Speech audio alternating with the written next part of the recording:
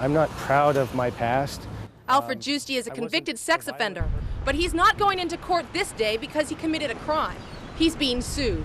We're living in a convicted, registered sex offender's house.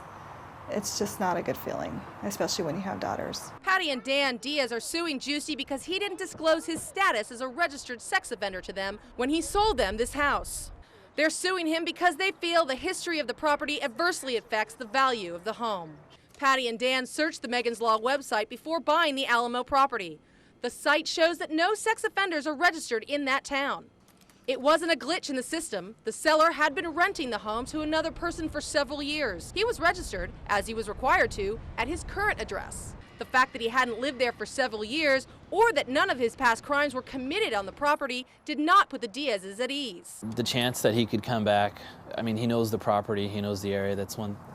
That was the biggest thing. After buying, they've changed the security system, put in motion sensor lighting, and even brought in a feng shui consultant and are still unhappy living in their home. We have 3 girls. Their ages, coincide with his victims. That kind of just an easiness that doesn't go away. Giusti, who committed a felony sexual offense involving 2 teenage girls in 1983, and then was convicted of a misdemeanor offense against another in '99, says those fears are unfounded. I had a stretch of time in which I made some horrible mistakes.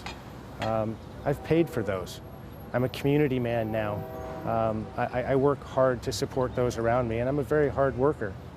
I don't know what more to say. It's Giusti's lawyer's position that the Diazes got a deal because the home is worth more now, that Giusti is no longer the owner.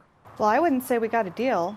If the outcome of this case favors the Diazes, this could affect how much information a seller has to disclose to avoid ending up in court. Cron 4's Teresa Estacio shows us what the law is now and how it may change.